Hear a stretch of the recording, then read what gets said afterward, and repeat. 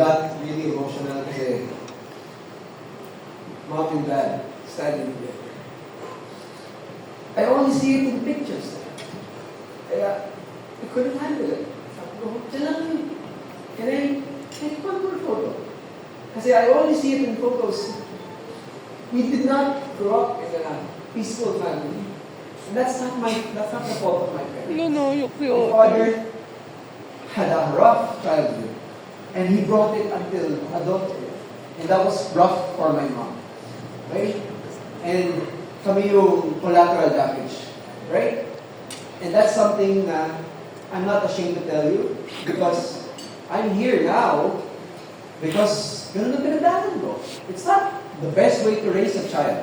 Okay? But a child can raise itself naman. Okay? I've learned to be strong and survive. Yun ang sasabihin sa magulang ko. Na kahit ganun na pinagdaanan natin sa family, that made me very Oh strong. no! Oh my God! Very I'm gonna strong. cry. My partners would agree that you're too strong. You're Oh, too no. much. But now you know why. I always put my guard up. No one can do that to me kasi all my life I've been fucked over as a child. I had to talk to myself, make myself happy. I had to be my own hero, you know? Because there wasn't for me. My heroes are busy battling themselves. They're not battling each other. They're battling their own baggages, okay? And for me, I had to survive. Pero ngayon, God. when my mom said, sabi ko, I really have to thank ito ay because Jonas taught me to be peaceful.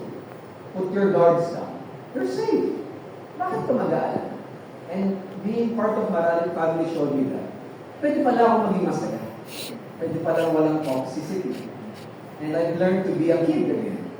That's why na-appreciate ko together, all of you. Not just for my parents, for everyone. Kasi I'm a very broken person. Probably torn apart, just put back together by himself. And that's okay. At least I did something to survive, di ba? But we're here now. And I just want to say, kahit hindi tayo happy family, we're still here. We're alive. You did something wrong, but you also did something right.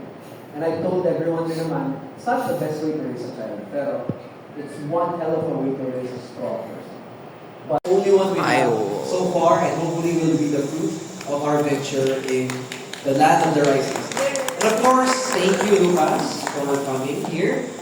Business partner from Mansaga, also straight from Japan, but he kept coming back. So he's kind of a local now. Thank you for being here, the two of you, okay? Especially you guys. Big thanks. And you would say thank you to specific people first, you know?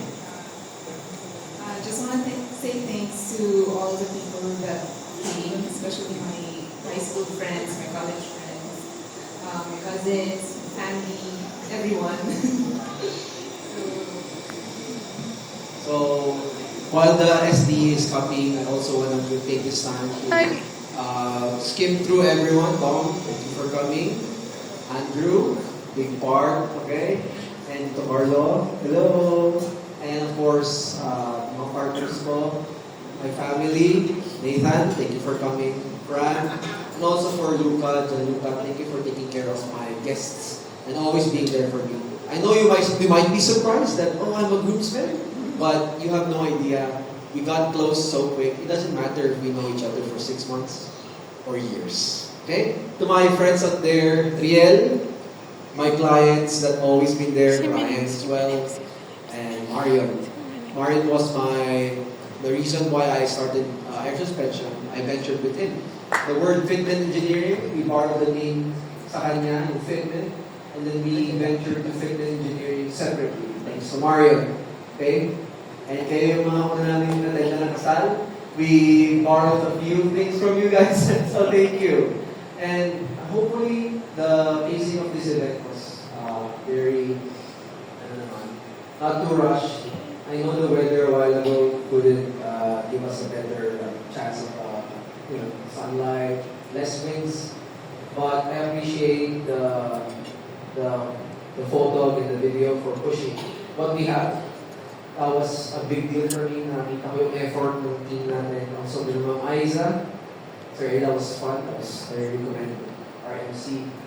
And to everyone, hopefully, this will be ang aking sinabi we wanted to do a wedding is, I wanted to do a wedding that you guys will remember. Not just attend. I want to be that guy that, hey, remember Kyle's wedding? That was epic. Okay? I want it to be, hopefully, it will be impactful. Not just to the high emotions, but also the fun times. Right? And once again, I kept saying this, thank you. I cannot name everyone, but I feel you all. Okay?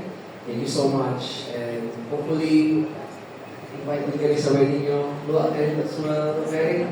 And I'm hoping for my partners then soon. But yes, any last words? Thank you so much. Yep. And let's continue the night. Okay? Let's watch our sing together. Thank you so much.